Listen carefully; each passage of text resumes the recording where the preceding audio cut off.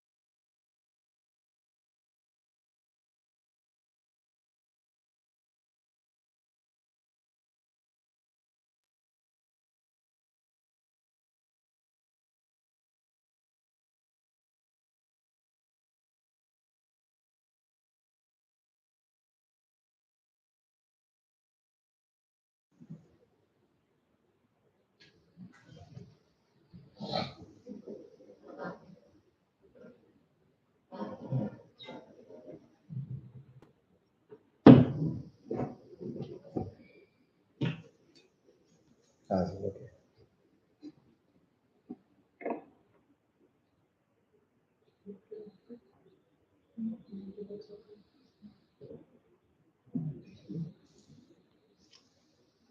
Have the floor.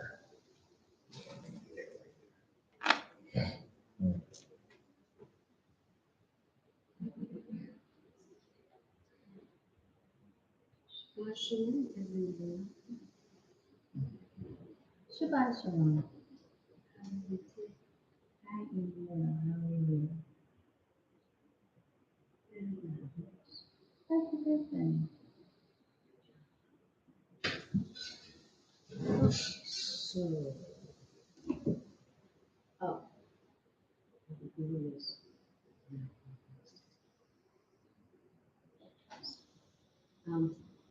And also, I'm not speaking very loudly because I've been in a kind of reserved industry, if you will.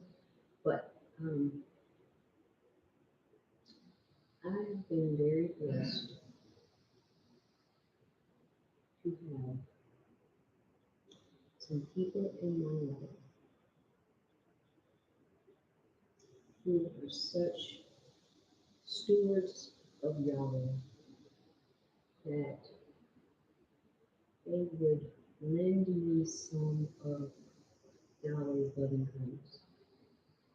And I'm talking about Michael and his wife Steve. Oh, And I'm very, very grateful and humbled that in my time of real trial and tribulation, Yahweh showed up and brought me some comfort. And I give thanks to God. praise God. Glad we can be of service. Glad we can be good stewards. So, I also wanted to talk about wisdom some more because ever since we did that presentation on wisdom, Mm-hmm. keep seeing how it has to more and more in the world. Okay.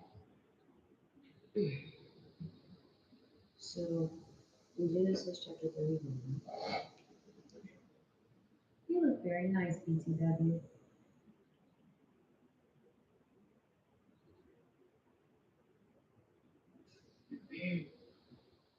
Genesis.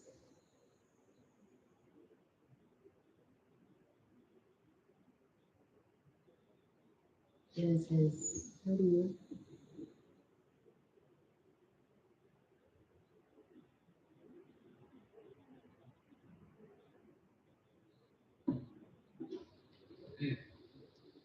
so Genesis chapter 31,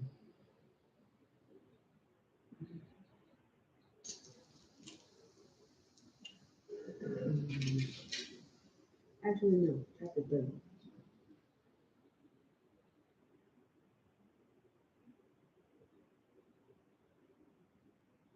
Um, let's see,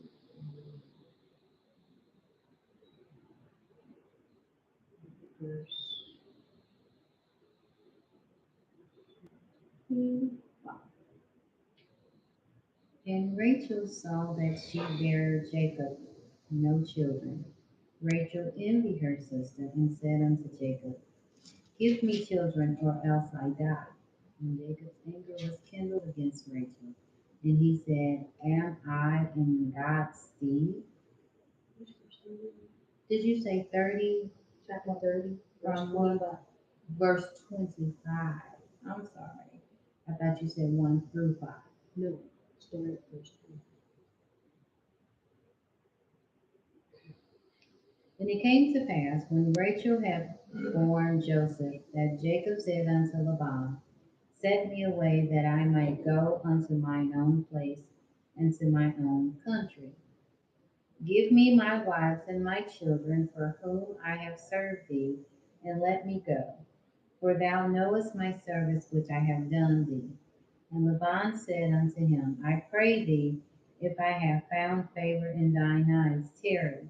For I have learned by experience that YAH hath blessed me for thy sake. Because I don't think that we as a nation understand how serious this is. Think about all the places that hire us, the companies that are kind of so-so, and that hire ones, and two, and three or four. And suddenly, their business is booming. Or the companies that we give our money to, we decide that they're going to service us, and we give them our money, and they become large global brands with billions of dollars. And where does that leave us? In the dust. So, Israel in and of itself is a blessing. And we have the power to utilize the blessing that we've been given in that to our own advantage if we have the wisdom to do so.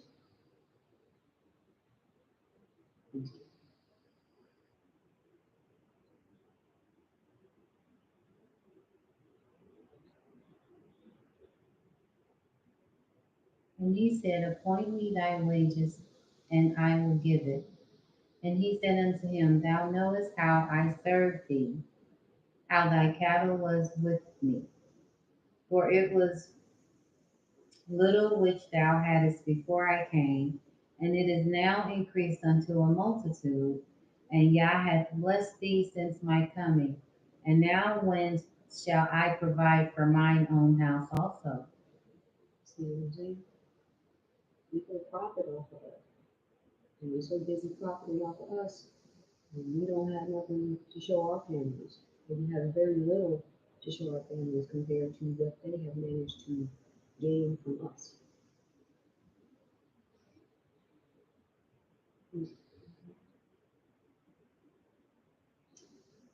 And he said,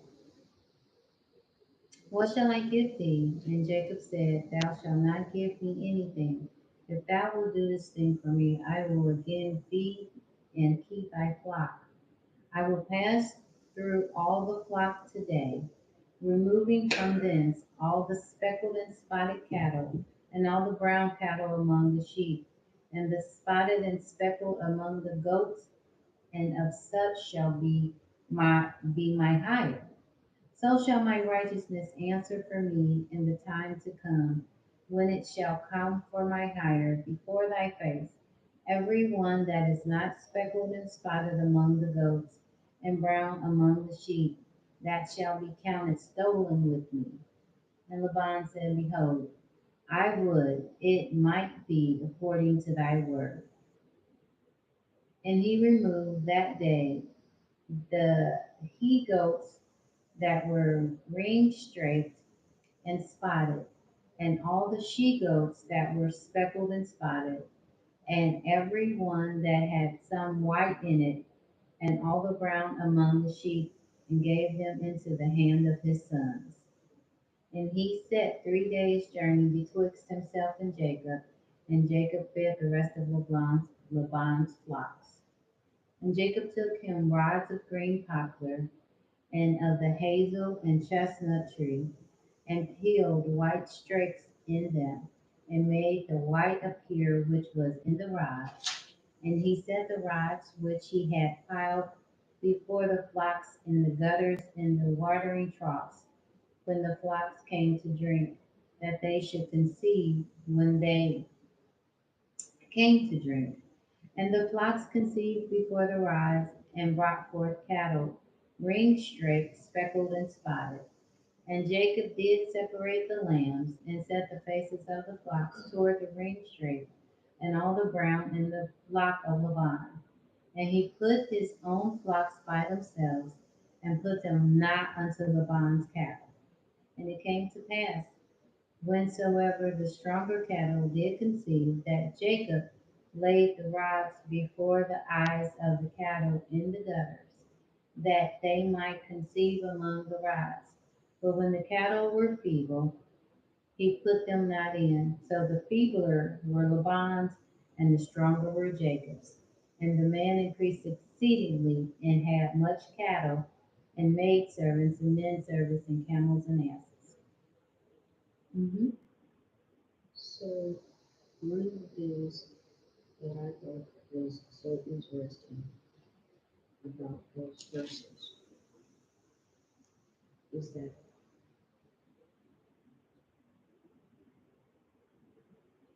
Jacob had enough wisdom to know his craft in such a way that he can manipulate it to his gain. And I really think it's incumbent on every individual to capitalize on the gifts that God has given you. Play on your strengths. Play on your strengths. And that's exactly what he did. He played it like a game. Maybe Levon didn't like the stripes and specs. So he took what he didn't like and used it to his advantage. And they still produce what they were supposed to produce. Got milk?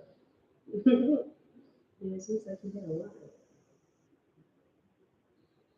And we sometimes don't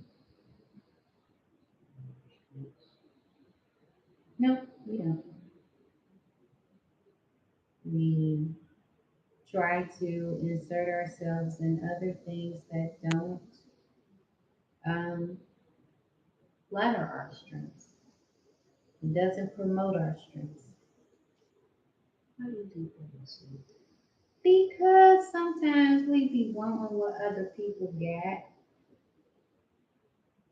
Sometimes we do. Sometimes our ambition is a bit more loftier than we need to have, especially if we put nothing behind it, if the drive is not behind it.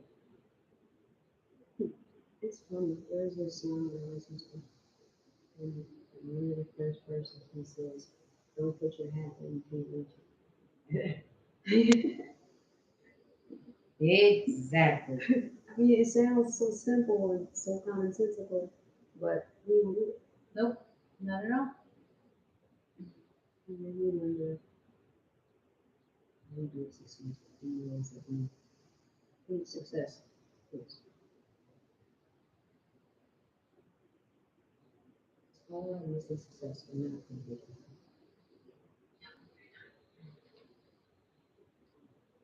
So, interesting. Um, let's go to Proverbs chapter Proverbs. chapter mm,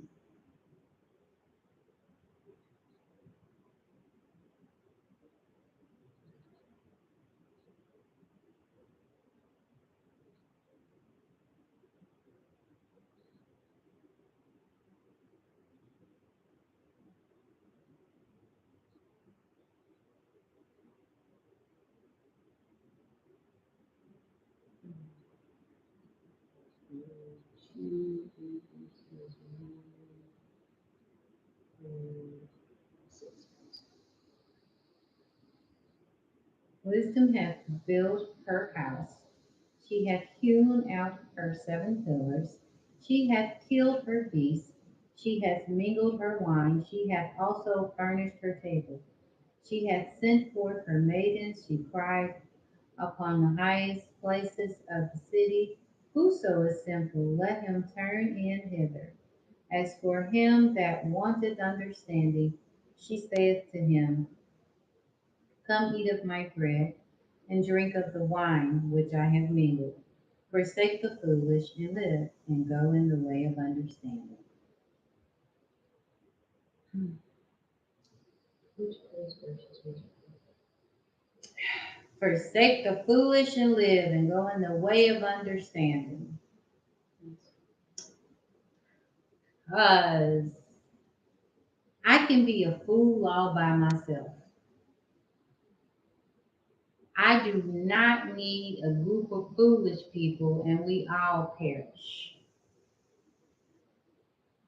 So I'm going to go the way of understanding and just follow that path. Follow the understanding road. Follow the understanding road. Follow.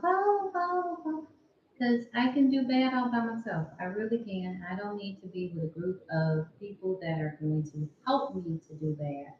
I need to lean towards the way of understanding and the way of righteousness and the way of truth. Just a different way altogether.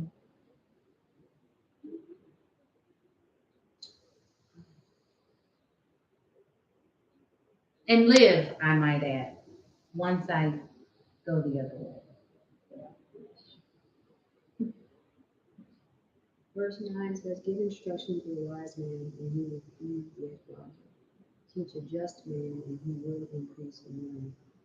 The fear of Yahweh will give you wisdom, and the knowledge of the holy is understanding.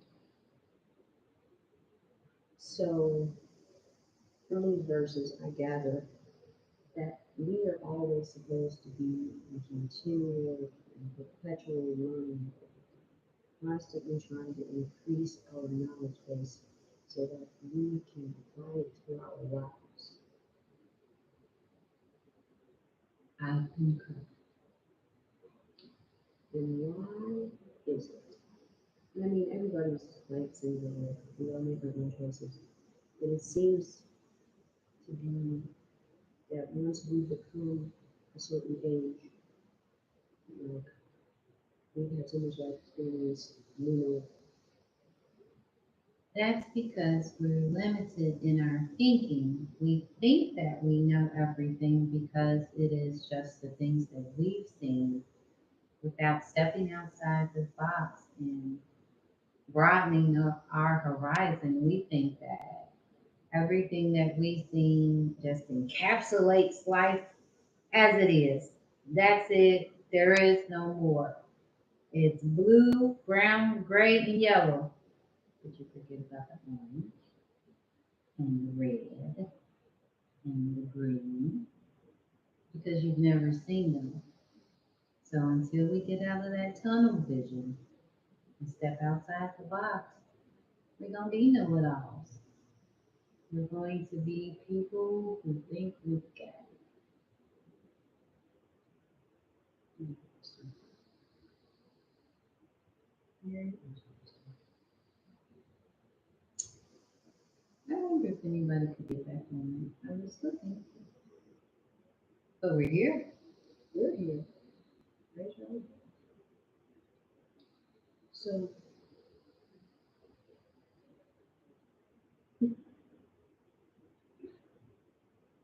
so verse 16 goes on to say, oh, no. It's talking about a foolish woman at that point. And unfortunately, many of us have paid for them. But you don't have to continue to be a fool. Like, you can recover from that lesson. You can not do that anymore. Everybody plays sometimes. There's no exception to the rule. Listen, Israel. Sydney, Israel, and Hebrew Jews.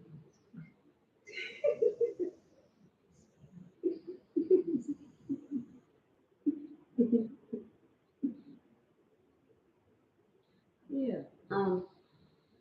We serve an amazing Elohim who has created so many things. Like I don't see how you could live life. Never mind, he said, it's not everybody that's it. What I will say, I don't understand the perspective of being closed-minded, thinking that this is all there is, and there's nothing else. Yeah, it's it gets to the point where it's detrimental when you only have one frame of thought. And even if you don't agree with someone, understand that there are different perspectives and that different people have different opinions of certain things. It is not only you and yours. It doesn't mean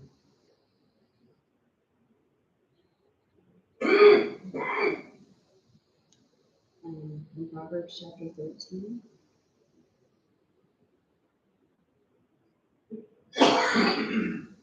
we should read this one first. Mhm.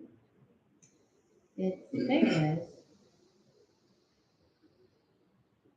he that walketh with wise men shall be wise, but a companion of fools shall be destroyed. I read this book once that said, if you're the smartest person in the room, you're not right. There is always something to learn. You are around people who know you, and in no circumstances, you're more than happy to share what they know with you. Right. And it's not them being a know-it-all if they're trying to share their wisdom. Because know-it-alls tend to tell you what it is you should be thinking or you should be knowing.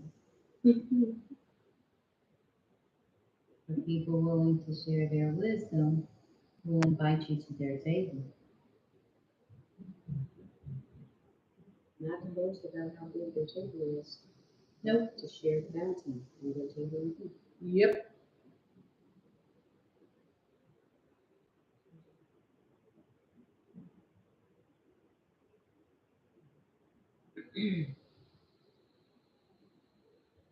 Let's go to chapter 14, and verse 2.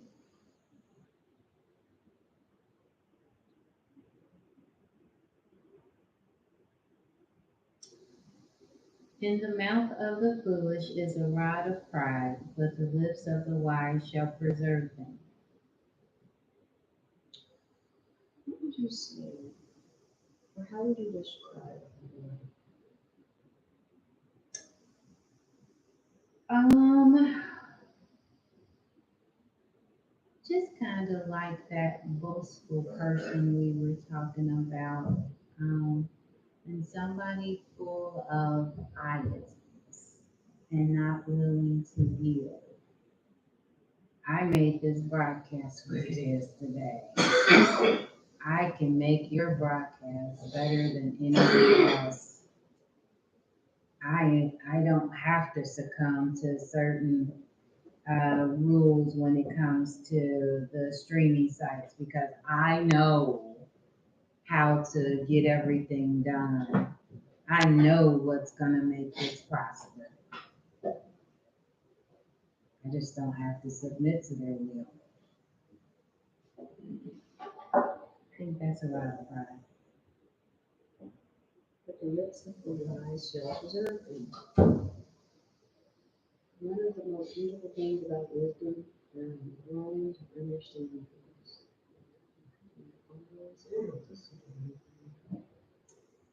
Silence is truly golden. But when you can control your emotions to the extent that even when someone says something that's disrespectful, something that may even hurt your feelings because it goes against what you know and believe about yourself, you can carry on and continue without losing control of your spirit by controlling your reaction and your response. That is true wisdom.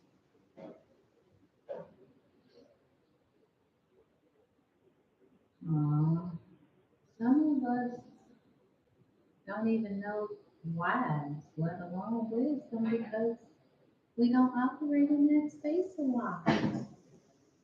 Oh, poor thing. I think also part of the problem is it is a lot easier to be a companion before.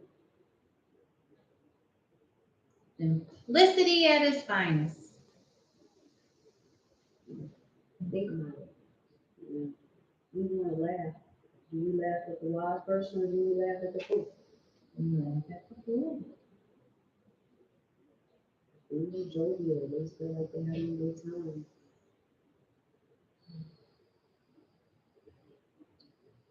There's just always a consequence.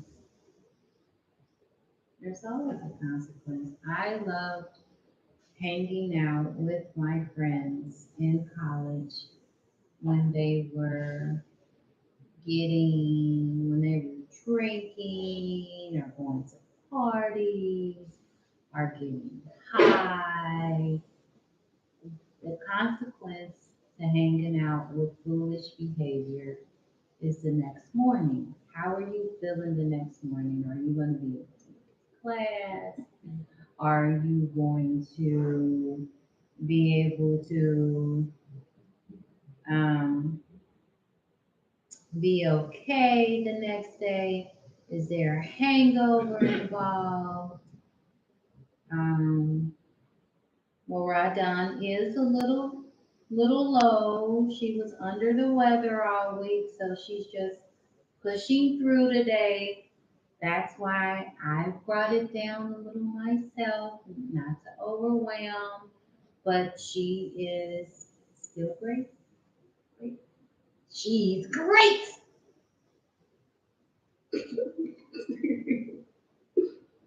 Praise Yahweh. So, did you feel, how did you feel after you spent so much time with your friends in that behavior? After a while, it got to be really old because I was not getting any benefit after. In the moment, I was relishing in the moment, like, yay, I'm having fun. Mm-hmm. But I wasn't getting any benefit after. I was missing classes. I wasn't able to concentrate sometimes. I wasn't completing my assignments. Um, and that contributed to my folly because I wasn't using wisdom. So eventually I had to stop partying. I had to quit doing the things that were getting me in trouble in class and focus on why I was really there. And do you feel like once you came to that realization, your calling experience improved? It did until I got knocked up. Well, very happy, folks. You gotta be fast. I was being fast. Mm-hmm. I Carry was. books. I was.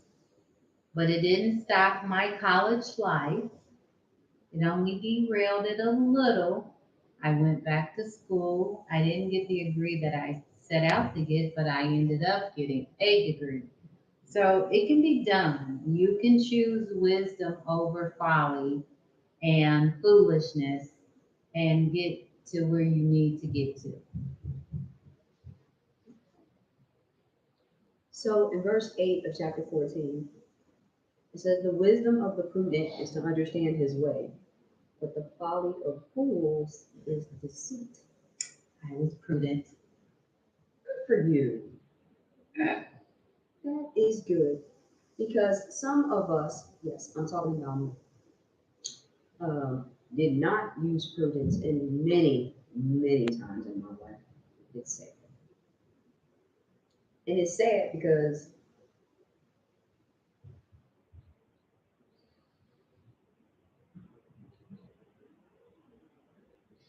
I knew better, and I still allowed myself to be distracted in that way. So when we know better, what do you think it is that says, if you know better, you do better, or stay in these streets doing goofy stuff? What do you think that makes us stay on that road? Well, I ain't never been an in the streets person, so my problem was that I always wanted a family structure that was intact because I came from a family structure that was not intact. So there were things that I was looking for. I was learning about myself. There were all these pieces in play, and I would pay attention to some pieces more than I would pay attention to other pieces. And I was just continually distracted and always in this fight or flight mode. Because I kept putting myself in positions where I needed to fight or flee because I had not healed and allowed myself to become a full person. How do you think your fullness is doing now? Yeah. Well,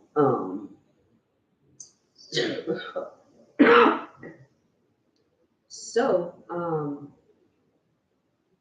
I'm working on it, and I wholeheartedly believe that all the years of stress and fight and flight have come down on me health wise. And I think that is the contributing factor to where I am health wise right now.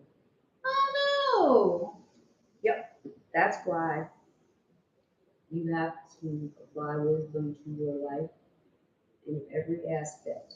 Because one bad decision can follow you and impact every part of your life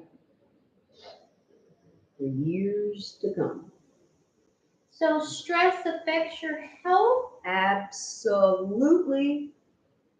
Oh no! Who knew? Y'all knew. Yeah, I know. He knows everything. He does. That's why he says the wisdom of the prudent is to understand his way. He's the one know-it-all. Yes, Yah is the one know-it-all.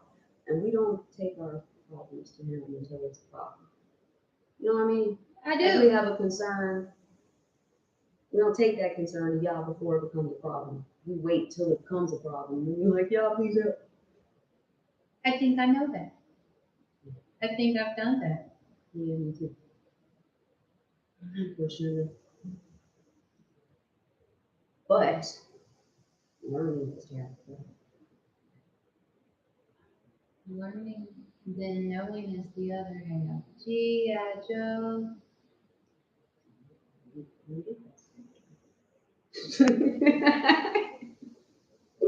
There's like no way I can make that about God.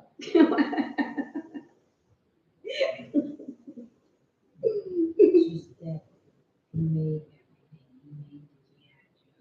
Joes. And so now, it, there you go. Gideon, Israel, Joseph. Gideon, Israel, Joseph. Because he had to work with Gideon to convince him Mhm. He had to work with Israel to convince them. Mhm. And once he worked with them both, he saved Joseph. Praise Yah. Hallelujah.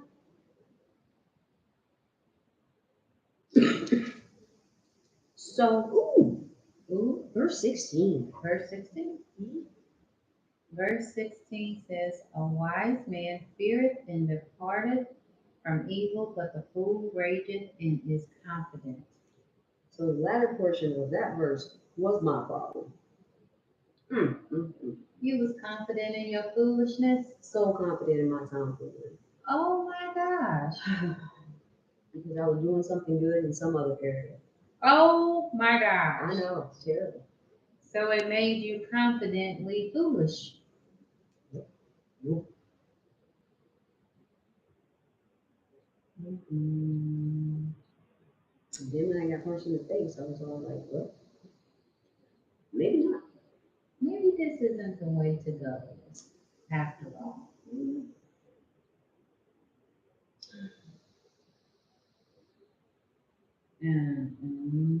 Let me see. 17 says, he that is soon angry dealeth foolishly, and a man of wicked devices is hated. The simple inherit folly, but the prudent are crowned with knowledge. So there's the other thing.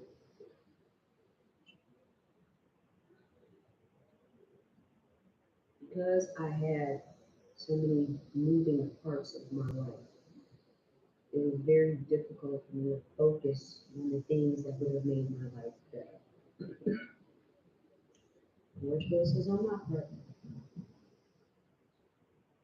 You know what the beauty is? That you recognized that they were poor choices, which probably means you won't go back that way again.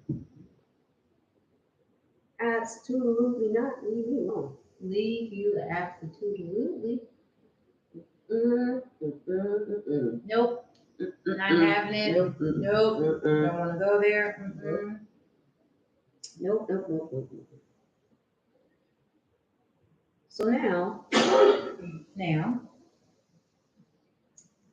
I am trying to focus on being a better version of me, forgiving myself for the mistakes that I've made,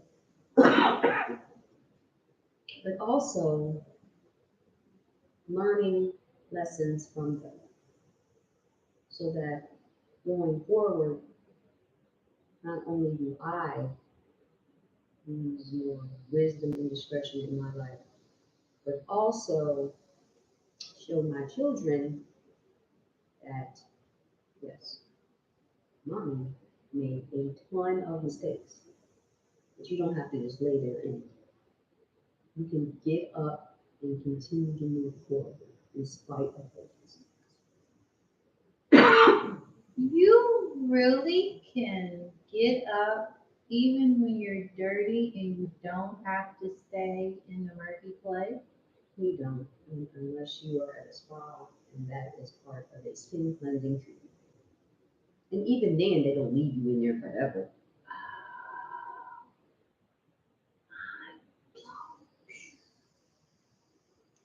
Yeah, you don't have to keep working on it. I think that when it comes to the Almighty and you've done things in your life, it's either a blessing, a lesson, or both. I agree. Um,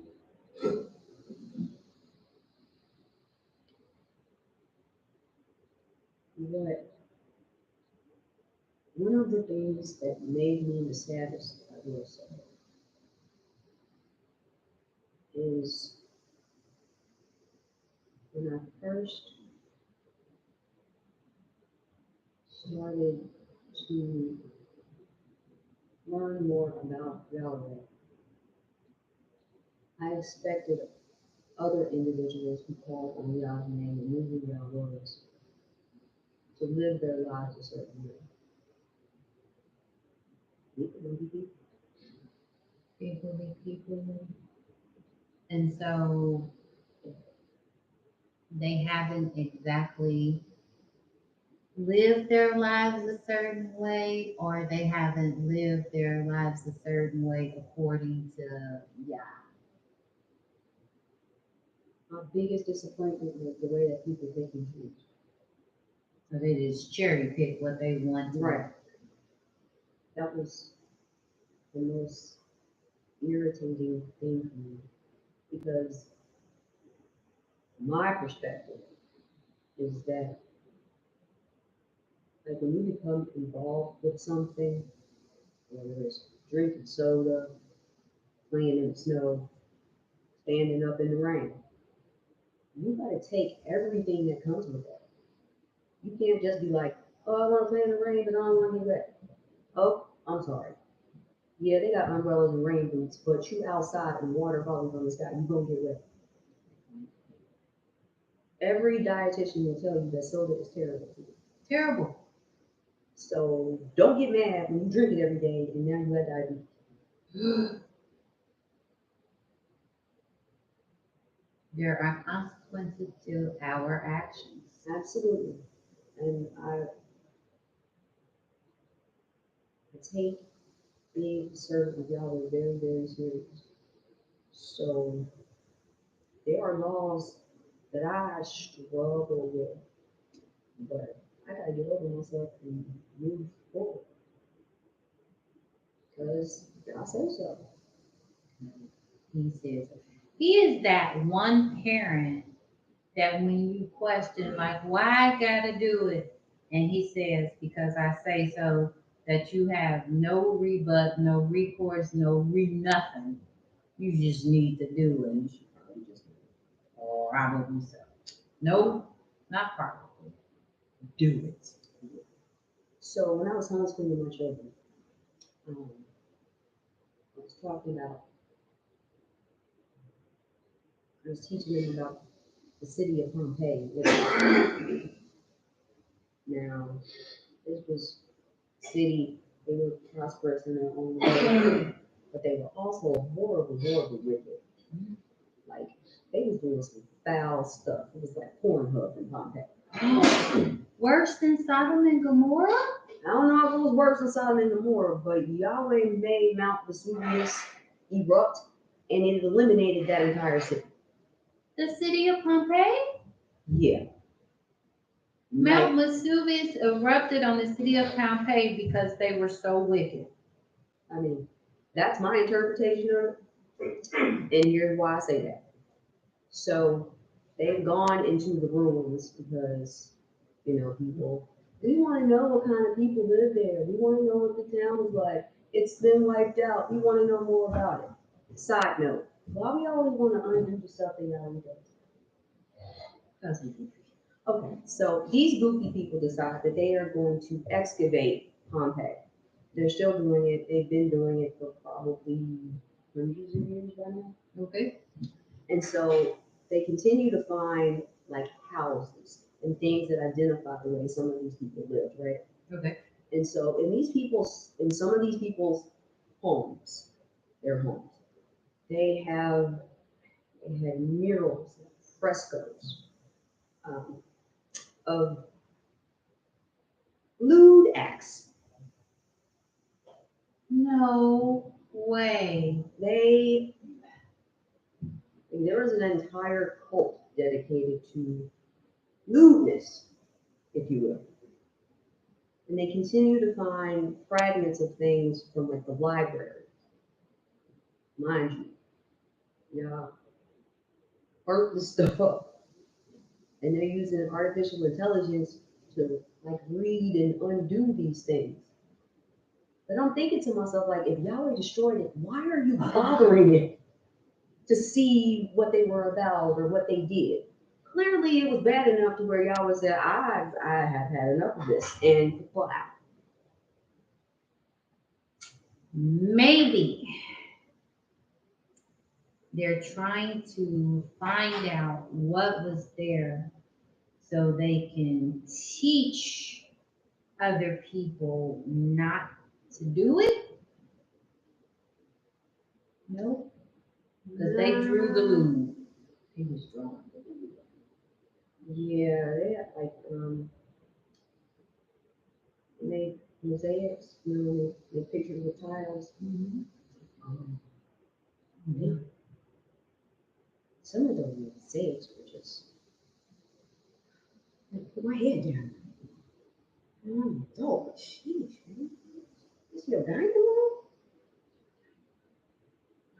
Once upon a time. Yeah. And like they dug it up to where the I wouldn't say the outlines of the bodies, but what's left of the shape of the bodies from being encased in lava, like it's on the ground, like their parents trying to protect their children and all huddled together because they couldn't leave or whatever. Like if that is not enough to inspire fear in y'all, and I think sometimes we're so far removed from the absolute destruction that Yahweh can put on us that we don't consider it or take it seriously. I don't think we take it seriously sometimes. I think we're kind of like Pharaoh, even after all the plagues.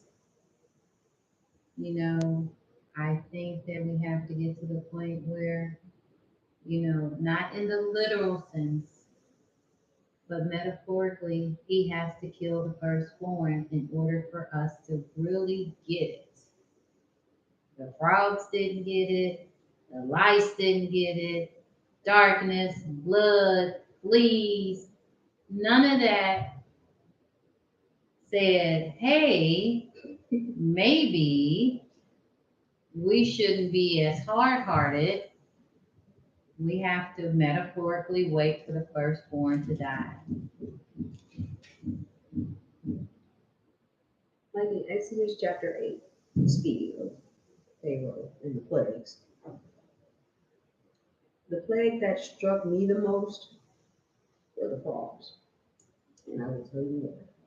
Tell me why. So I used to live in Austin, Texas.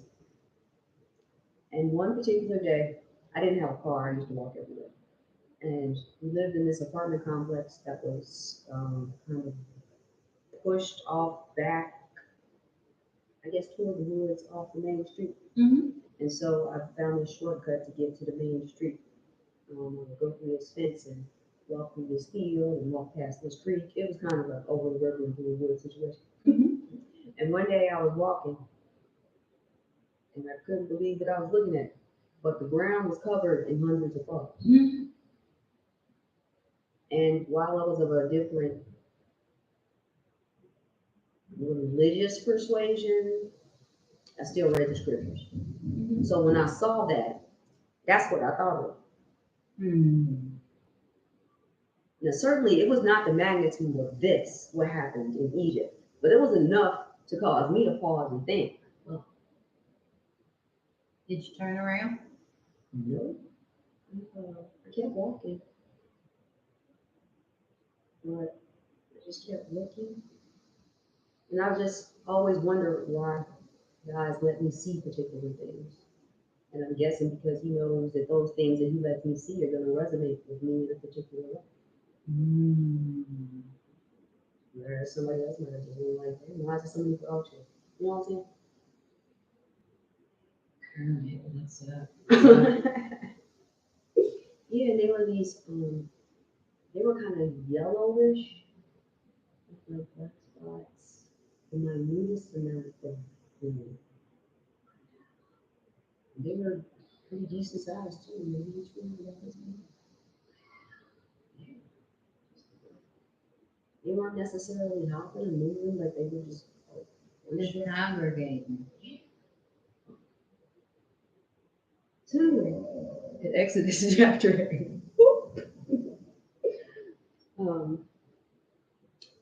In verse 3, let's start with verse 9. It says, and Yahweh spoke unto Moses, go unto Pharaoh and say unto him, thus says Yahweh, let my people go, that they may serve me. And if you refuse to let them go, behold, I will smite all thy borders with frogs.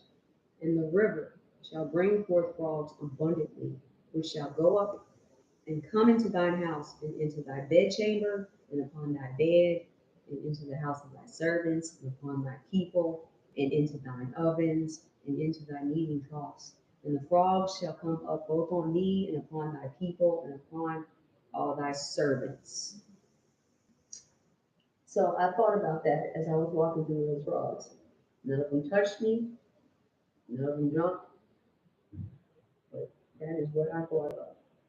Why do you think that the Almighty used frogs as estimates? Well, I don't know his ways. I don't know. But if I open my oven and frogs come up out of it, it's certainly going to be enough to get my attention and cause me to think, what bad choices am I making in life? That there are frogs in my oven, or in the bowl that I need my bread in, or in my house. We're just over there. Why are there frogs in? I'm very concerned when flies are in a room. I couldn't imagine having to fight off frogs. And there's different types of frogs too. Some of them Oh, are there's so many species of frogs. kind of slimy, some are loud. How would you invite yourself to that type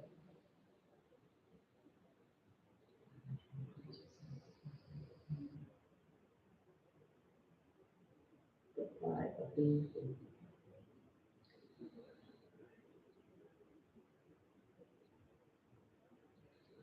Yeah. It is an unfortunate set of circumstances when we don't get a hint, we don't catch a clue.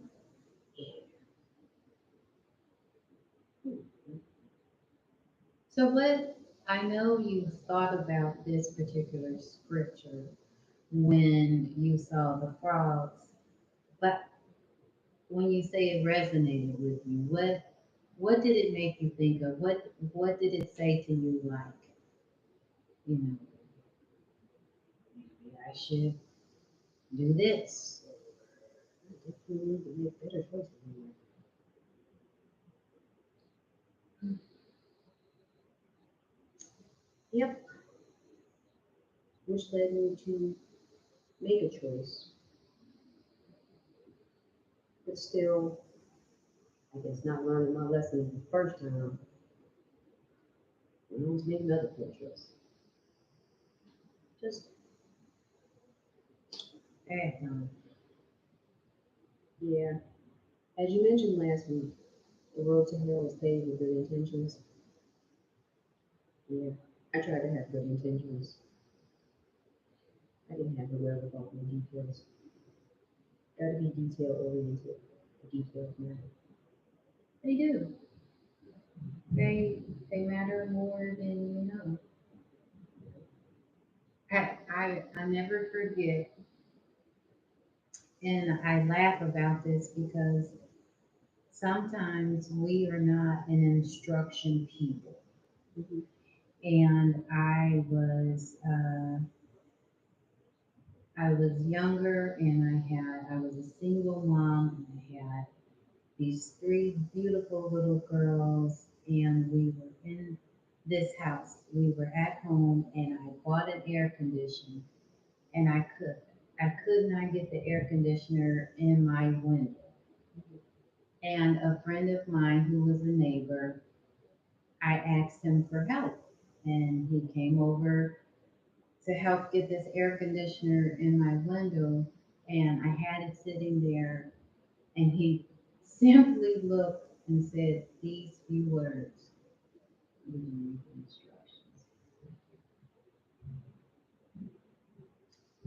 And shamelessly, I said, he said, "I had you read the instructions. You didn't know that you had the instructions." He said, "Let's go with the instructions so that we can stay on." And from that point on, I don't care how many pages it is, I will sit and read the instructions. because those are the things to get you to where you need to go. It is your bottom line. And they say the acronym of Bible is basic instructions before leaving earth. Basic.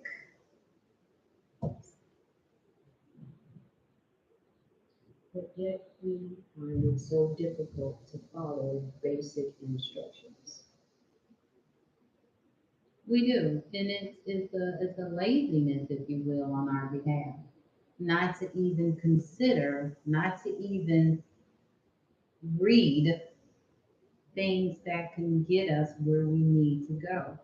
What time can't we spend on instruction? Well, that might depend on the particular time of day. Because when I get off work, like I gotta watch my show. Because I want to relax. I don't even thinking. Guess what the creators and the producer and the directors of your show did?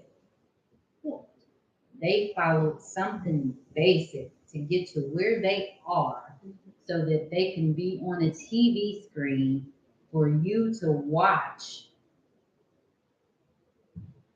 Period. And they're making moves and they're doing the things that they do, and you're sitting there, and you too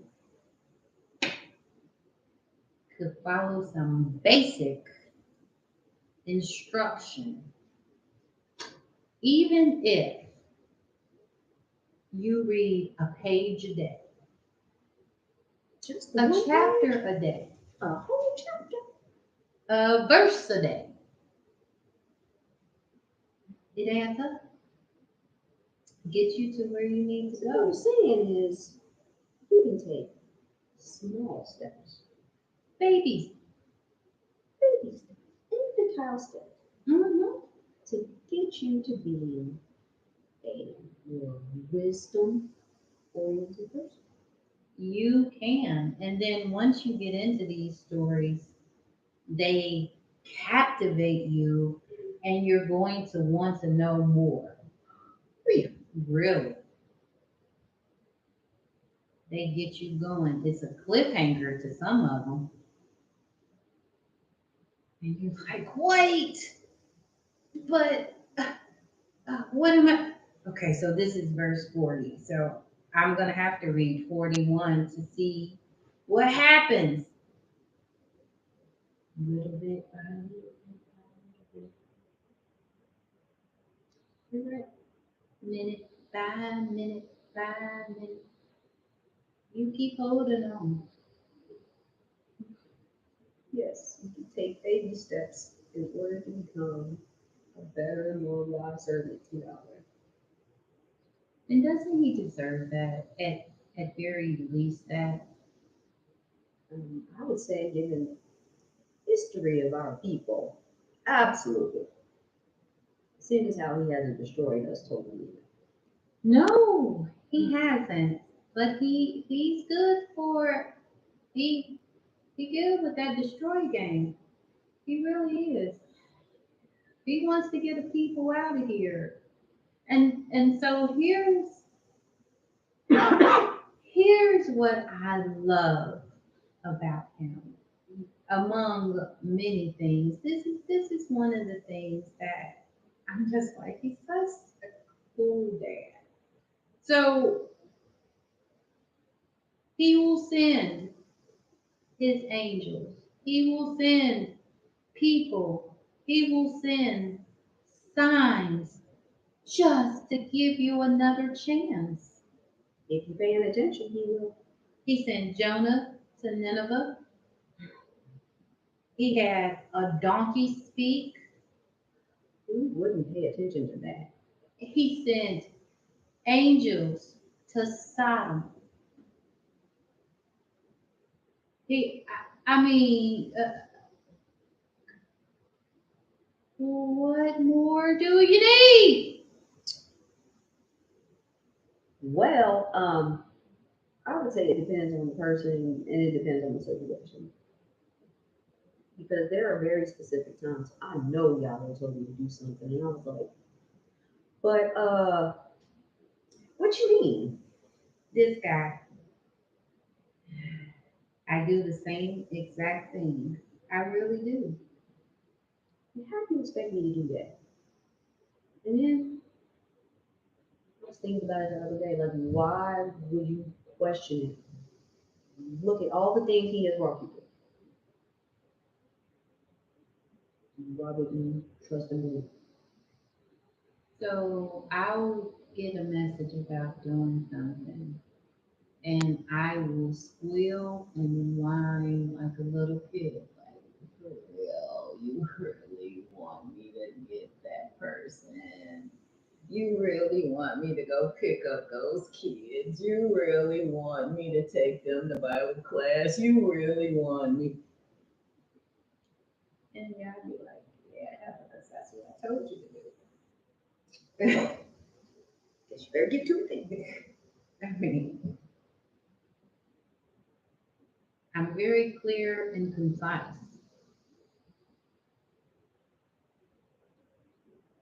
It's you that question. Yes, I do. Because, I'm good. yeah, goofy. Leaning on my own understanding. And I'm trying to get away from it. We do that a lot.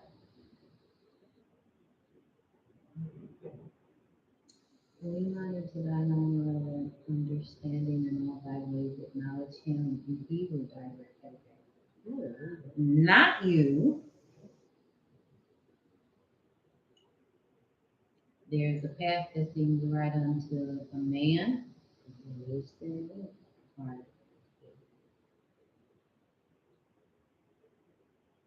I certainly would not like to just be walking on the road to death.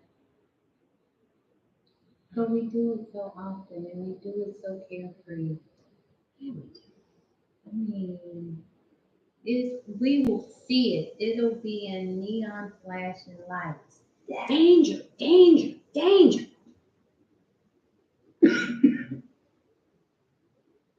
Danger. And yet, Yeah. and yet, we still go. And we're so complex that we're simple. We have all these choices and varieties and things that we know and made unto us, but we become so predictable in our bottom line. Would you have a little more please? Sure. So we will go out and preach and say and have all this knowledge of scripture and show people and go to verses and explain all of these things that the Almighty wants us to do and be accountable for and how to lead his people, and then we'll go home and lie. And then we'll go home and be full of folly. And then we'll go home and be fools.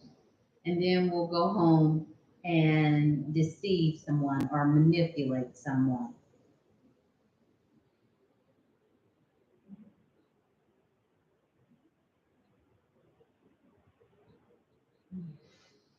It caters to us being self-absorbed, and it caters to self-centeredness and not looking at the bigger picture.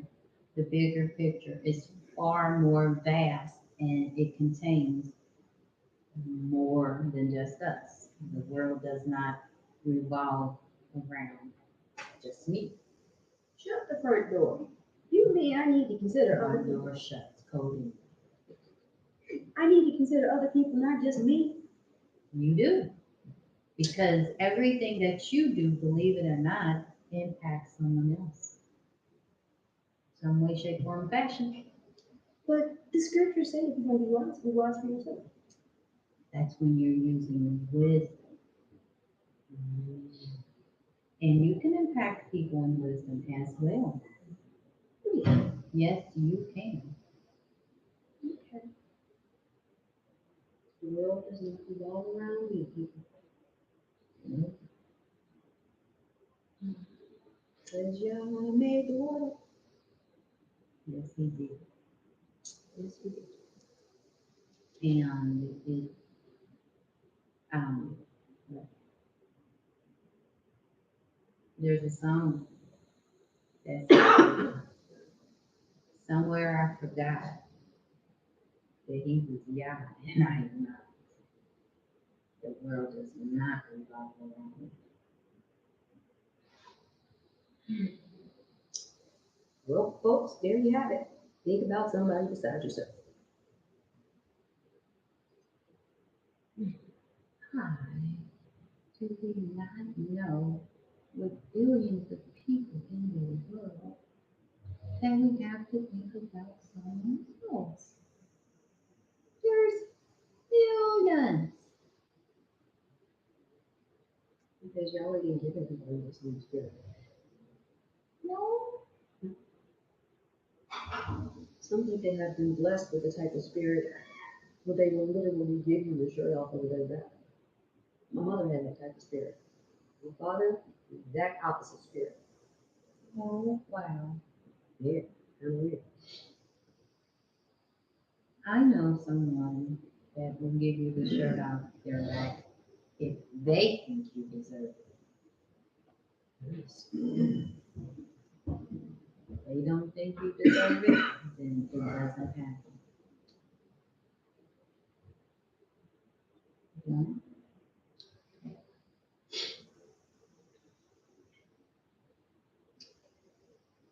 So I've, I've always wondered about people who are selfish Mm-hmm.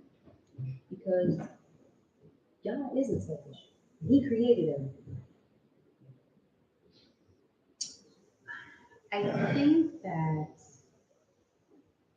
in his creations, he made balance. And, so you have to have one so that you can have the other so that you can see. And,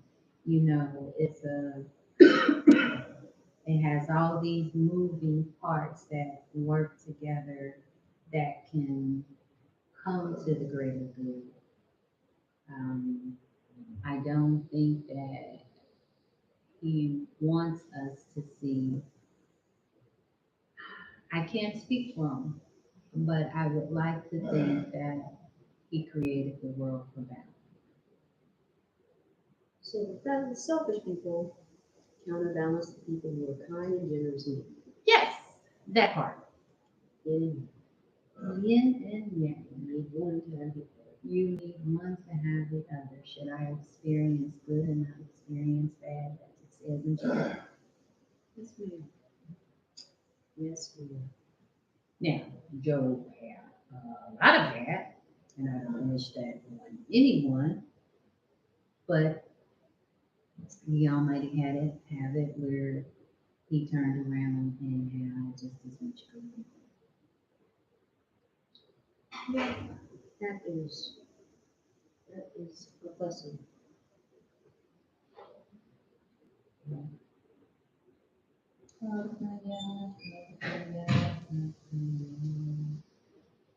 Everybody. So, speaking of Job, Job. let's go to Job chapter 2. Let's go to Job chapter 2.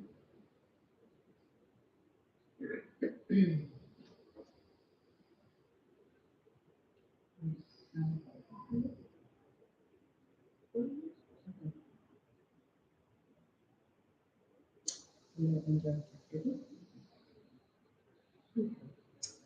Um, Starting in verse 1, it says, Again, there was a day when the sons of Elohim came to present themselves before Yah, and Satan came also among them to present himself before Yah.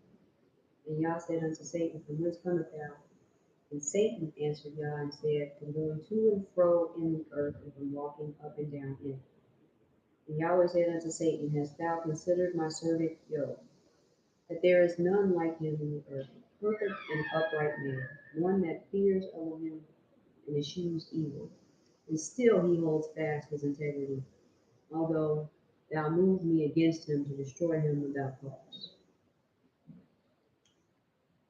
So, while I by no means would ever think to compare myself to Job,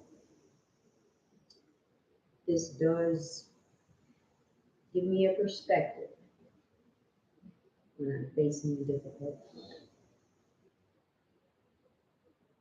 Certainly, if Job could hold on and withstand and endure, my trial is nearly as great as that one. What excuse me? Not many, but as the children of Israel, We're looking for excuses. it is our little name.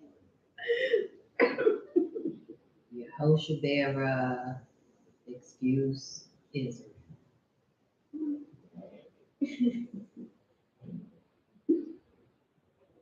Well, there you have it, folks. Look for excuses.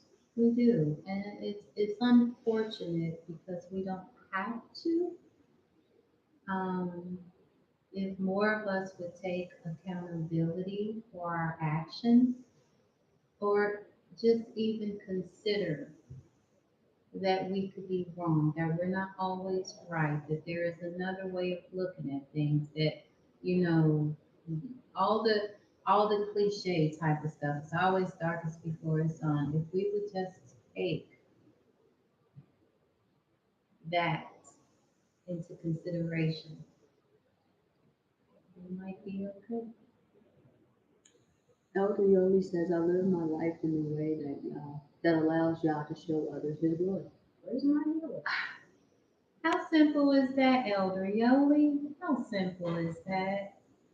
That's beautiful. It really is. If you don't tell your story, you don't get his glory. So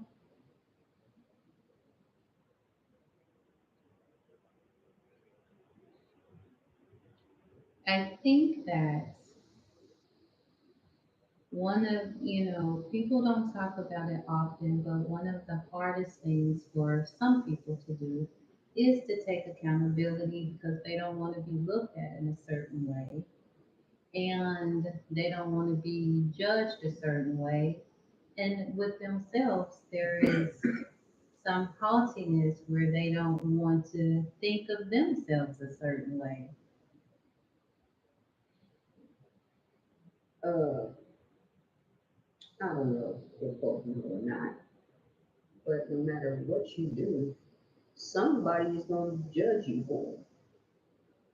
You're kidding me. You mean everybody doesn't like what I No. If you smile at somebody, it's somebody who don't want to smile at you. do? But If you frowned up, if you are literally looking like you having the worst day of your life, that can make somebody else happy because they just happy to see somebody else happy. are you kidding me? I wish I was. You mean that I can look sad and offend somebody, I can look happy and offend somebody, I can speak and offend somebody, I can not speak and offend somebody? And You're kidding. you will become neurotic trying to live your life to please people. If you please Yah, because Yah made that path for you. He talks about his past all the time. All his past leads to goodness, His path leads to good. life. If you on a path that leads you to hangovers and bad decisions, that probably ain't the road God wants you on. I was there. I was so there. And I like Bad decisions. I like the vessel that I'm in now. And so, you know, we could complain about all the ailments and stuff, and I was telling Elder Yoli in a text earlier, when I was talking about the things that I'm going through, my life change, and but I was like, praise his name, I'm here. And I put Cuz baby listen at the end of my text. I hope that didn't offend you, Elder. But it's it's a real thing. It's not for the faint of heart. And so when you are going through stuff, you can either look at it and complain and be like, or you can say, you know what, Father, just help me make it through. Praise God, you were here with me.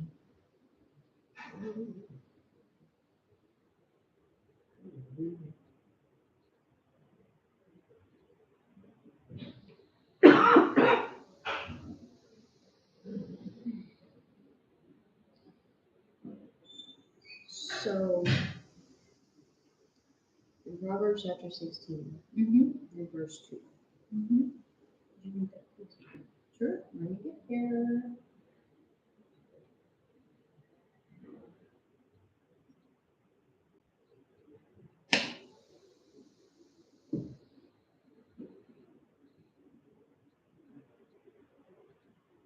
All the ways of a man are clean in his own eyes, but Yahweh of the spirits. I think there it is.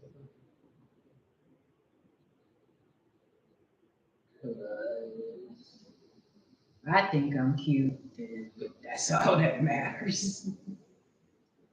I got mud on my face, And you're not at the spot. and I'm not at the spot. My glasses can be broken, but all jokes aside, I think that when somebody's inner spirit is ugly, it just oozes out of them. You can see the ugliness in a person, and outside they can look like $1,000,000, but if you can read their spirit, like the Almighty says here, you can see the ugliness just oozing out like Play-Doh. Remember Play-Doh when it just would go through the little holes and stuff? That's where we are. Which also happens to be a good dating tip. You got to try spirits, see what they're like. Man, oh man, If you want to know what type of person, well, there are numerous ways to find out what type of person somebody is. But a good way is to see how they treat people who can't do anything for them. You mean to tell me that people manipulate Every day. every day? Every single day. They manipulate with apologies, they manipulate with smiles, with gifts. Oh, there's so many ways to manipulate. There's so many ways. And some people practice it on purpose so that you don't question it, so that it comes across as something good and genuine, and you never see behind it the insidious intent. Is it a facade? A complete facade. You know those masks that they show in Greek tragedies? Yes. One that has a smile and the other one that's upside down. It's like that. They just flip the mask from one part of their head to the other. I'm sorry to hear that people would do another person like that.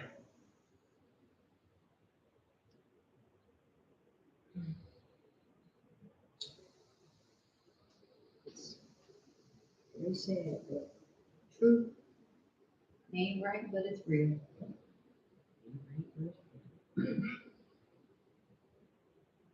but nobody knows that. Which is why it's important to put God first so that He'll direct your steps. It says in verse 3, commit thy works unto Yah, and thy thoughts shall be established. So that's kind of like laying a righteous foundation. Am I right? Absolutely. Elder Yoli has a comment. Mhm. Especially if you are righteous, do people take offense because it is? The arrow is in my way. Especially if you are righteous, do people take offense because it exposes that they are not doing that which is right because they don't want to do what is right all the time? Oh, my Exactamundo. goodness. Yes.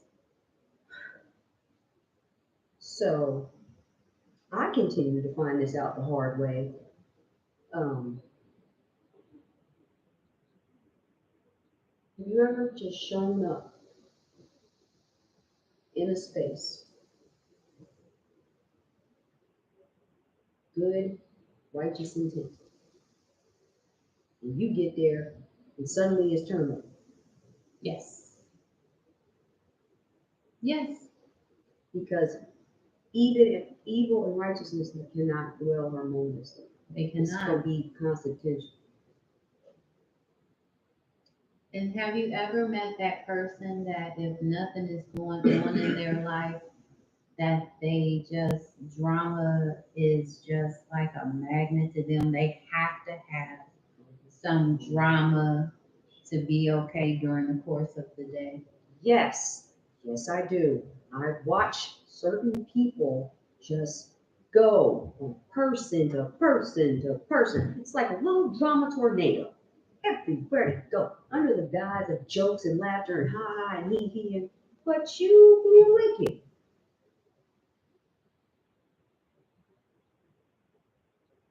I I think for I think for the most part, in my basic understanding is that once you commit yourself to these laws, statutes, and commandments, that you can see a much better, a much clearer day.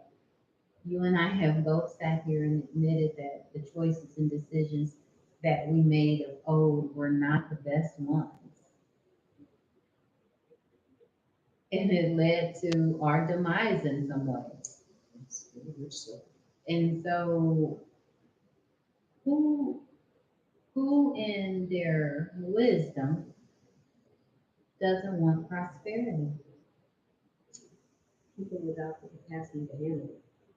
Mmm, that's deep. Because you have to have a certain amount of wisdom to utilize your prosperity properly. Elsewise, it's like pouring water on the and you need water to live. Why would you just pour it on the floor? Wow, what a great perspective.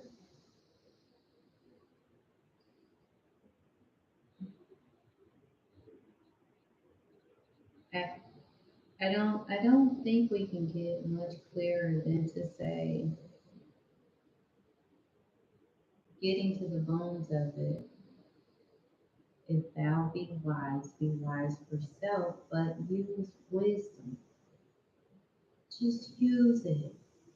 It is okay not to have that extra drink. It's okay not to have that extra plate. It's okay not to spend money you really don't have.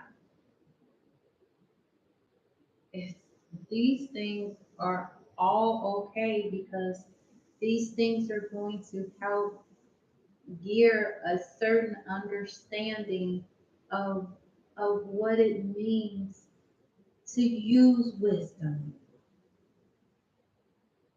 We all know how to be goofy. We all know how to make bad choices, but to continue to do the right thing, that walk, that journey is sometimes a little different. It's probably in some ways more difficult with discipline than just being all over the moon. Yeah, it is. You know, looking at ingredients on food. is a small thing. However, it's a necessary thing if you want to stay within the dietary law. Absolutely. You would be amazed at what they would put in vegetables. And it switches like this. Yes.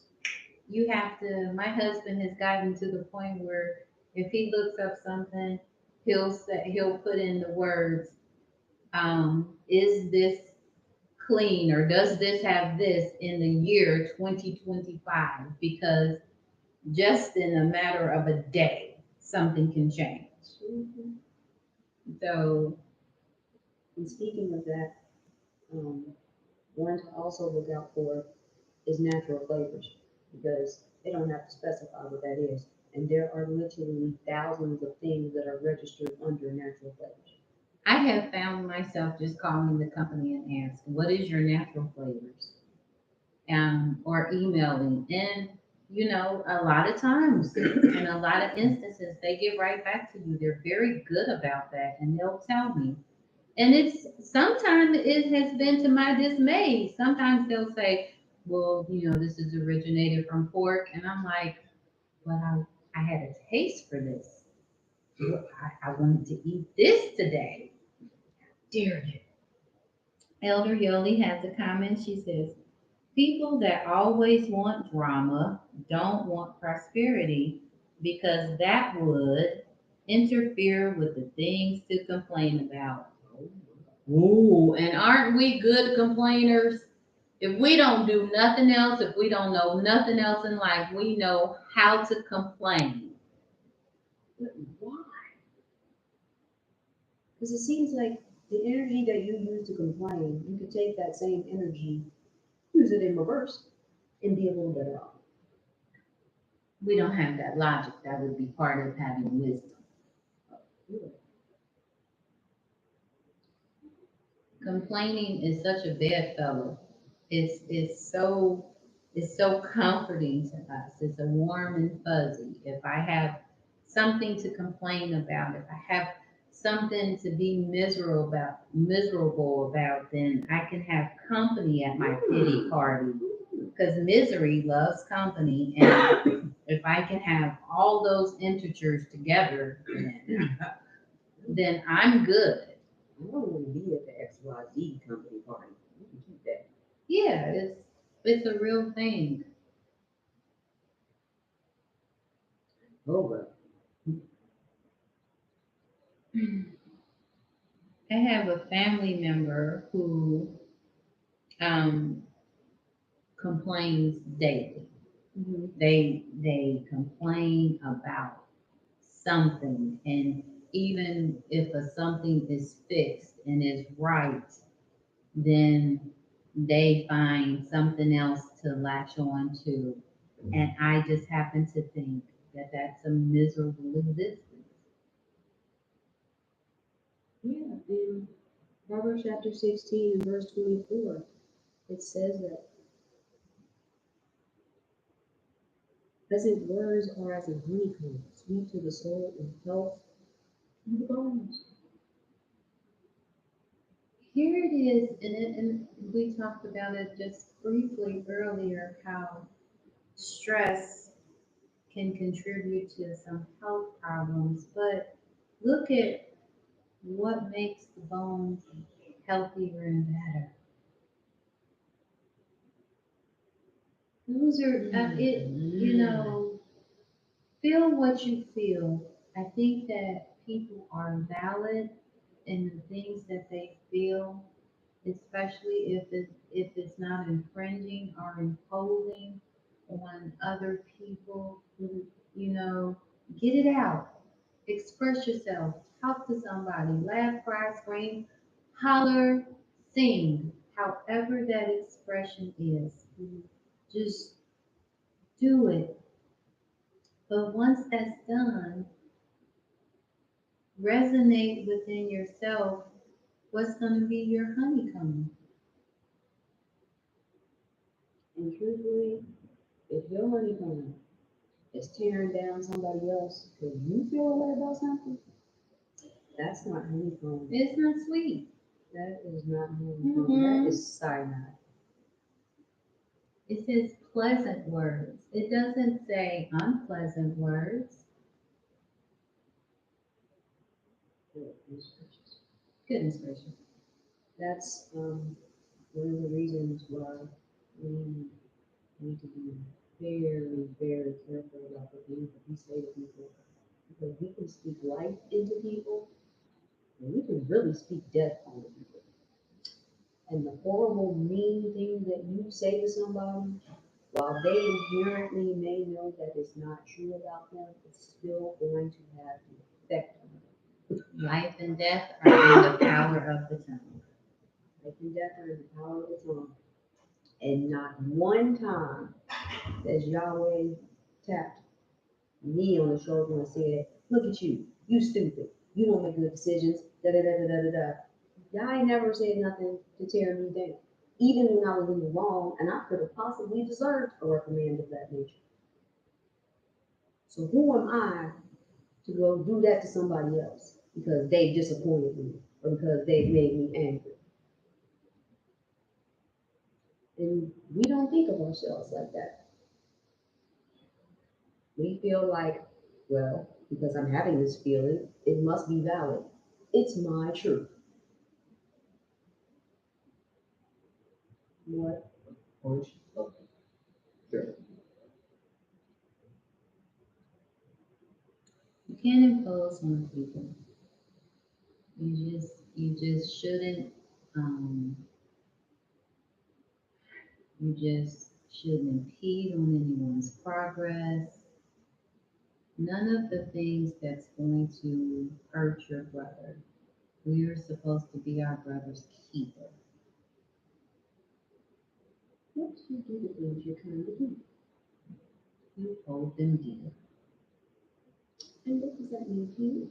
You take care of them and you hold them dear You and mean like preserve take care of them? No, Sorry. you just love them and hug them and squeeze them and all that good stuff. You wrap them in bubble wrap and you protect them? Yes, Tissue paper and all. tissue paper and all. You keep all the good.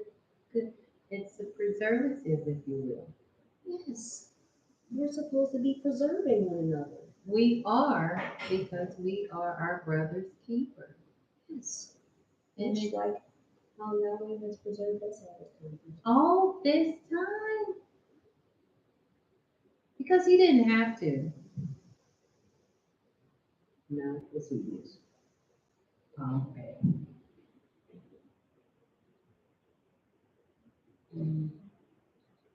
And so in verse 20, it says, "He that handleth a matter wisely shall find good, and whoso trusteth in God, happy is he."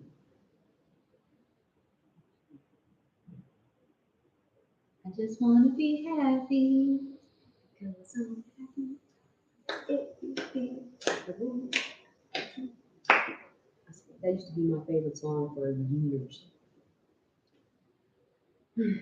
Because there is something to being happy. It really does do something to the health of your spirit. It maintains you. Smiling. It does something. Because when you're sad, you're curmudgeon somewhere and you're just not feeling good about things and you don't want to do that. I don't.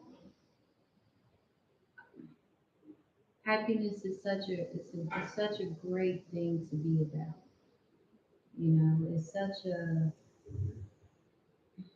It's such a feel good. Things that make you happy. That is such a great emotion. And I know we have counteractives. I know that there's times to be sad and there's times to be in the house of myrrh and all that good stuff. I understand it. But if a prescription to be happy is to be a part of what he is saying, handling matters wisely, shall find good, and trusting in him shall find happiness. So even if we don't handle matters wisely, do you think if we recognize that we didn't, that we can switch it over and be happy? Absolutely. How, how would you suggest going from bad to good in any situation that's just just any? Well, my experience has always been to give it to y'all. And sometimes that means that I was on my hands and knees in tears, bawling out, crying to y'all. And then that always worked as a cleansing for me. Mm-hmm. Because after I got finished with that, I always felt more clear headed. And then I could look at it like, okay, y'all, what is it that you want me to do? Right. And I'm more receptive to that type of wisdom and apply, on my own understanding, my feelings, and decide that I'm going to handle things the way I want.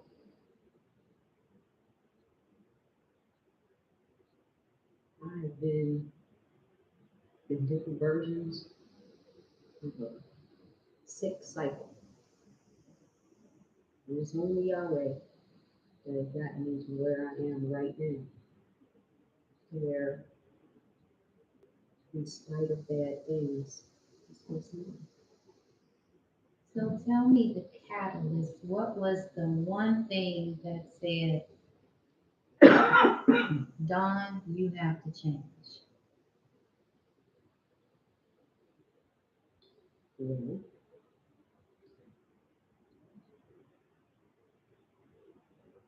in life, that is. Okay, so let me start by saying this. You are gonna face some kind of sadness, bad things happening, anger, possibly depression, to varying degrees, no matter what type of life you're trying to live. But it's made even worse if you don't put Yahweh in it. And when people are saying that they're living a righteous life, but there's other parts of this puzzle that don't fit in here, that's not consistency. And Yahweh is consistent.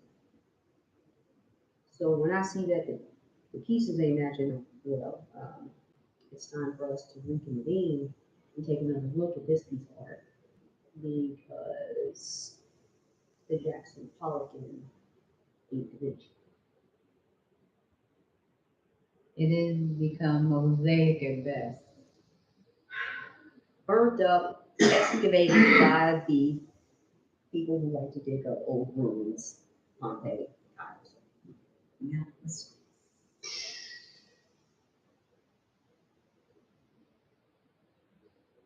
So, um, yeah, in many ways, especially at this point in my life, it's fear of Yah. Mm-hmm. Mm-hmm. Recognizing and paying attention all the ways that Yahweh uses to destroy, take people out, and make their life more difficult based on not keeping his laws. How about you do not do that? How about no?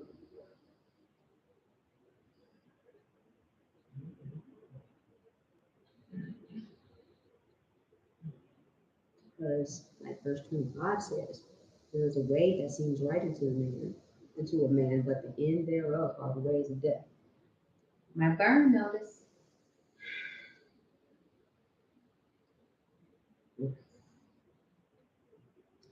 We need to go no further.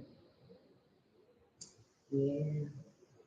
Then verse 27 says that an unelohimly man digs up evil. Hey, Pasa. Mi amiga. Hey, Pasa. It bothers me that there are people who just like ain't happy until it's been a problem. So there are people who don't have, don't live life unless they're invested in someone else's. They are not.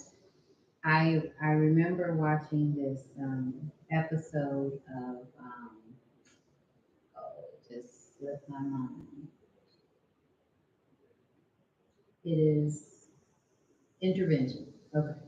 So I remember watching this episode of Intervention, and there was an aunt who had custody of her niece because the parents were deceased, and her niece was doing drugs, and she was trying to get her to stop, and she would get her home and get her clean for a couple days, and then she would be out there again. And so the host finally asked her,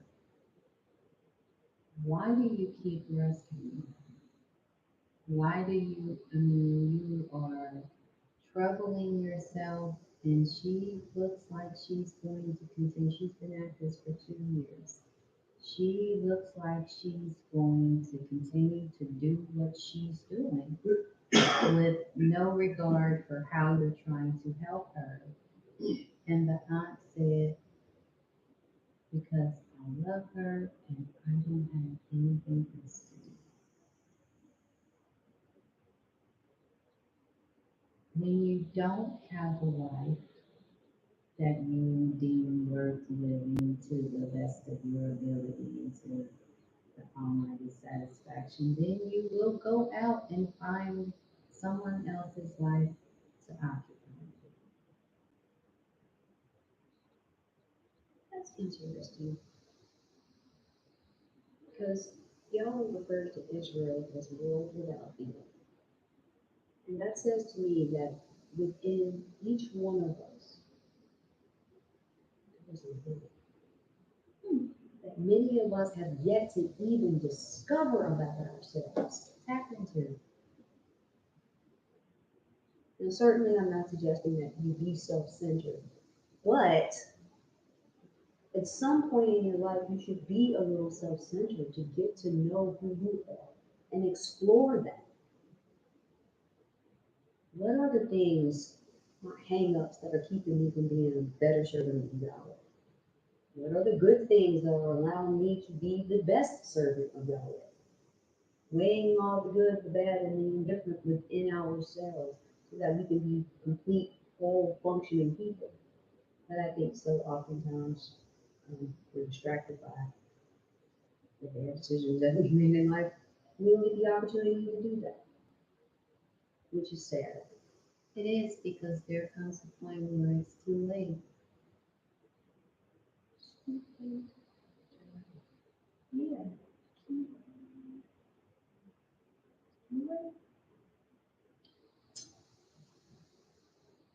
So it is coming upon that hour where we are going to end the Bible class of Selah Adullam home in YAH. Tell me, what was your takeaway today?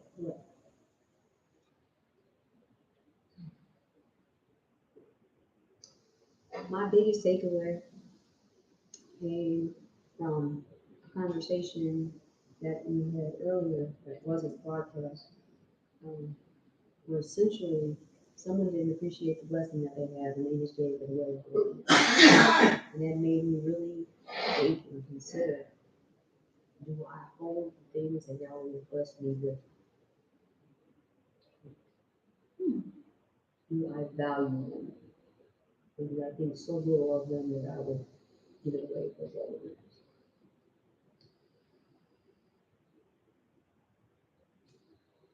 How about you?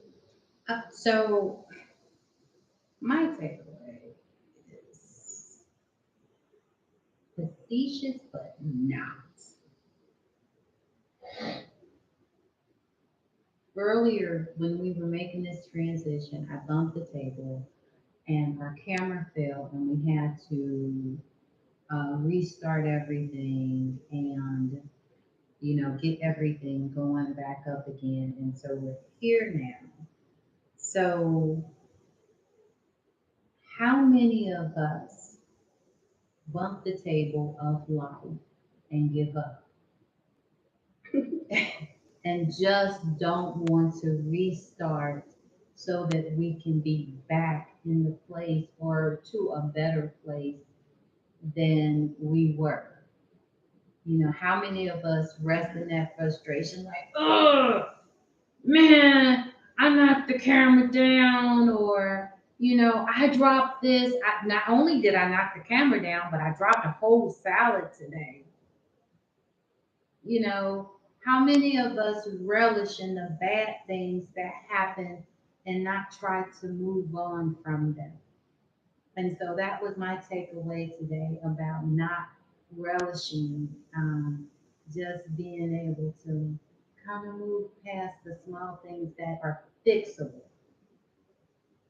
Yeah, like driving through a pothole. For me, when I drive over a pothole, it hurts personally.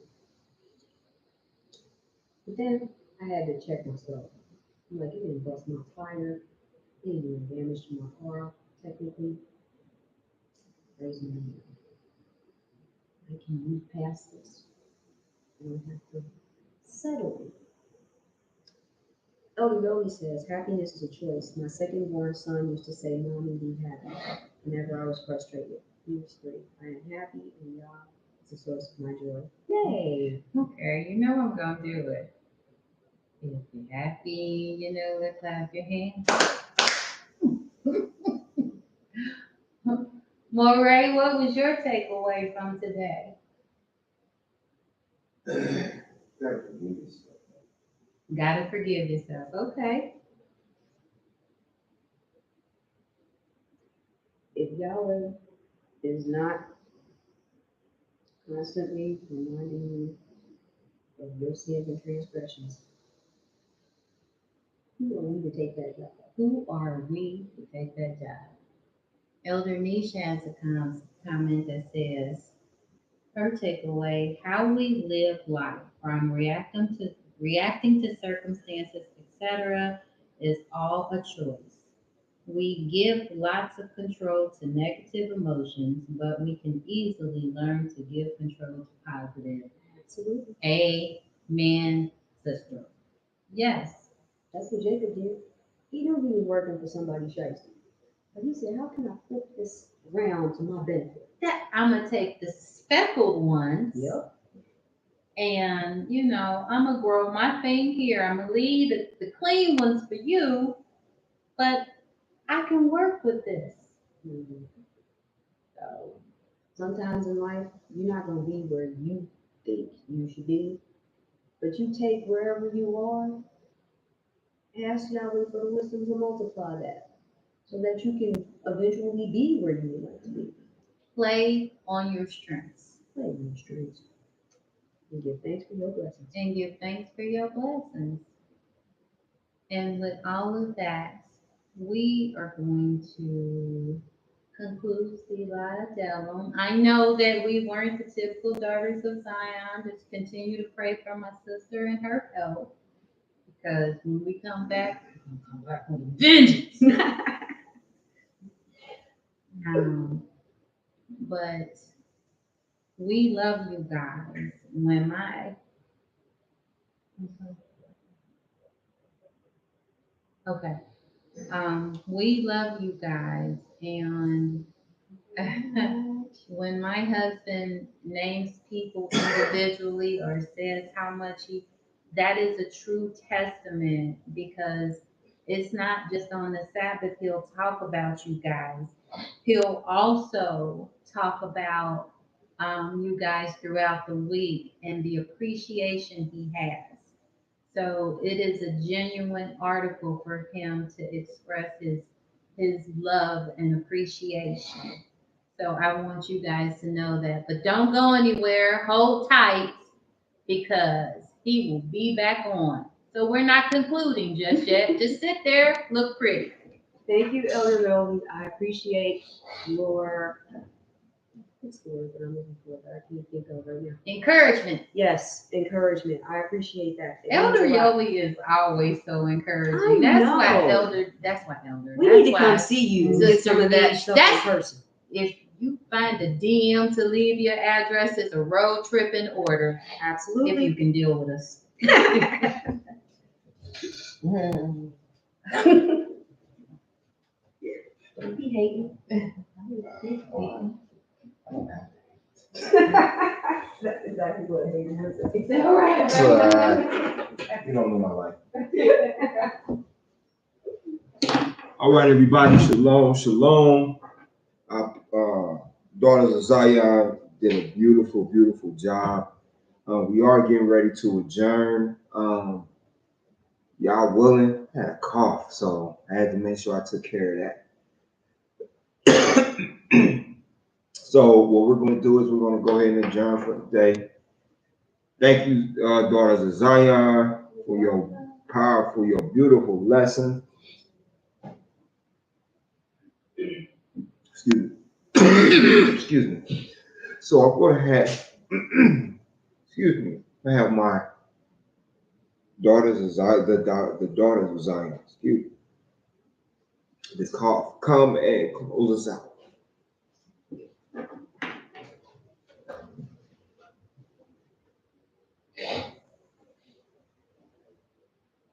Father, giving thanks to you in your holy and righteous name, asking your forgiveness for us and your continued mercy and grace, Father. Keep us in your quiver. Please keep us as the apple of your eye. For with you all things are possible. You are everything, Father. Let us continue to hurry up and know that. Please continue to show your grace and be with us every day. Thank you, Father, for all that you do on any given day. Praise your holy and righteous name. Hallelujah. Praise God.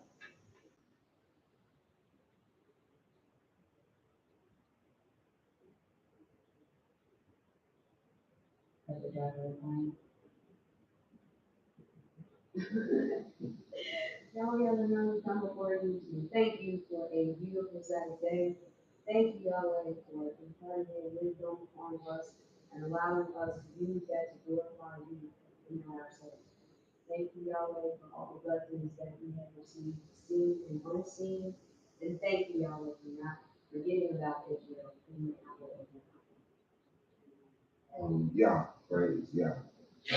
All right, so we're gonna go ahead and adjourn. What we'll do, y'all willing, next week is we'll finish up my lesson on faith. Excuse me. As other, topics that I had.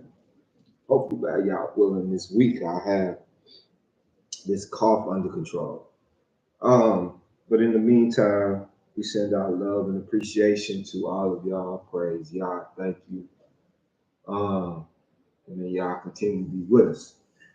Y'all bless. Shalom, shalom. Y'all willing. See you next week at 12 o'clock. Praise y'all. Shalom. Oh, another thing too is, if you can, bring some guests on with you. Have them tune in as well to Selah Adullam and Home and YAH. They can bring questions, comments. It'll be all good. All right. Okay then, Sister Nisha, I'll do that. Sister Nisha said do warm apple juice and honey. All right, so we'll do that. Thank you, sis. I appreciate you, sis. All right, I love y'all a lot, a lot, a lot, a lot.